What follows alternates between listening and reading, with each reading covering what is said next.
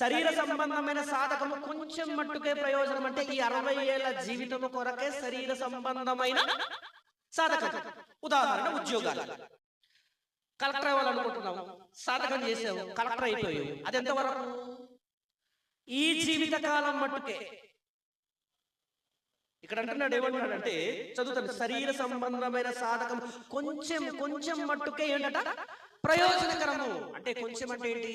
ఒక 30 సంవత్సరమా, 40 సంవత్సరమా, 50 సంవత్సరమా, 70 సంవత్సరమా, 80 సంవత్సరమా, 100 సంవత్సరమే, కొద్ది సంవత్సరం మాత్రమే. అంటే నువ్వు ఎంత ప్రాక్టీస్ శరీర సంబంధమైన దాని కొరకు చేసినా అది కొంతవరకు మాత్రమే. అది నేను ముందు చెప్పాను కదా, క్రికెట్ ప్రాక్టీస్ చేసినా, వాలీబాల్ ప్రాక్టీస్ చేసినా, కబడ్డీ ప్రాక్టీస్ చేసినా, ఫుట్బాల్ ప్రాక్టీస్ చేసినా, లేదా షటిల్ ప్రాక్టీస్ చేసినా, ఏం ప్రాక్టీస్ చేసినా ఉద్యోగాలు ఉన్నాయి కదా. ఒక టీచరా, ఒక డాక్టరా, ఒక లాయరా, ఒక ఐఏఎస్ఆ, ఐపీఎస్ ఉన్నాయి కదా. వీటి కొరకు ఎంత నువ్వు ప్రాక్టీస్ చేసినా దేని కొరకంటే అది శరీర సంబంధం కొంచెం మట్టుగా ప్రయోజనకరము. అది ఈ జీవిత కాలంలో జానెడు పొట్టను నింపడం కొరకే.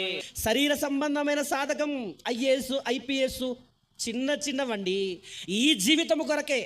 సూటిగా మాట్లాడాలంటే ఒక టీచర్ అవ్వని, ఒక లాయర్ అవ్వని, ఒక డాక్టర్ అవ్వని, ఒక ఐఏఎస్ అవ్వని, ఒక ఐపీఎస్ అవ్వని, ఏ డిగ్రీ అయినా, ఏ క్వాలిఫికేషన్ అయినా, ఏది చేసినా ఇది జానెడు పొట్టను నింపడం కొరకే కానీ పరలోకము కొరకు కాదు. పరలోకం ఇచ్చేది కాదు. కానీ పరలోకం ఇవ్వాలంటే ఏం ప్రాక్టీస్ చేయాలి చెప్పండి?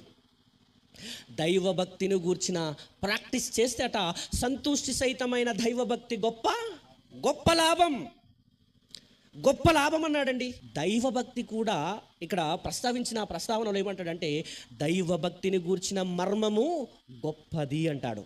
అది చూసి మనం రాబోయే కాలానికి దేవుడు చక్కటి బలమైన భారం, అంటే దేవుడు పెట్టే కాడిని మోసే స్థితికి ఎదగాలంటే ఆ పిల్లలు ఏం జరగాలంటే ప్రాక్టీస్ ఉండాలి. ప్రభునందు ప్రేమని దేవుని వర్లరా, అంటే యవన కాలంలో రాగానే దేవుడు కాడిని మోసే స్థితిలోనికి మనం ఎదగాలంటే బాల్యములోనే దేవుణ్ణి స్మరణములోనికి తెచ్చుకోవాలి. యవన కాలమున కాడి మోయుట నరునికి మేలు, అతని మీద దానిని మోపినవాడు యెహోవాయే అంటున్నాడు. చూసారా?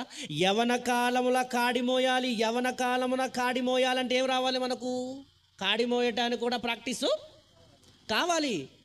యవనస్తులుగా ఉన్న స్త్రీలు కానీ, యవనస్తులుగా ఉన్న పురుషులు కానీ మనం ఏం చేయాలి?